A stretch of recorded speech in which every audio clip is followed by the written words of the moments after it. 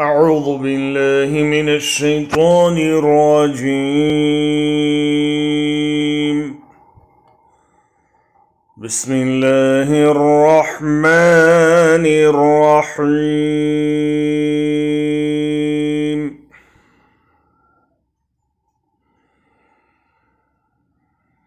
واتخذ قوم موسى من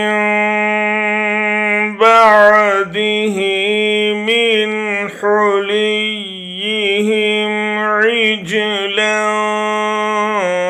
جسدا له خوار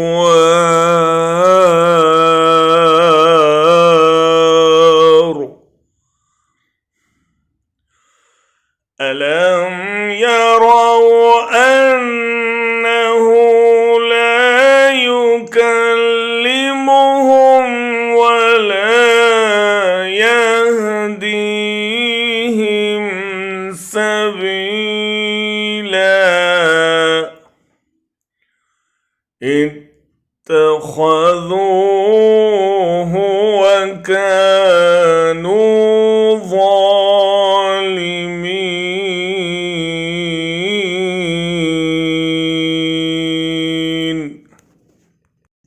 मूसा के पीछे उसकी कौम के लोगों ने अपने जेवरों से एक बछड़े का पुतला बनाया जिसमें से बैल की सी आवाज़ निकलती थी। क्या उन्हें नज़र न आता था कि वो ना उनसे बोलता है न किसी मामले में उनकी रहनुमाई करता है, मगर फिर भी उन्होंने उसे माबूद बना लिया और वो सख्त जालिम थे.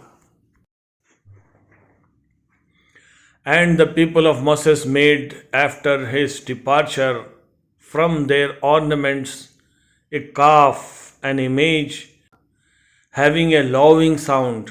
Did they not see that it could neither speak to them nor guide them to a way? They took it for worship and they were wrongdoers.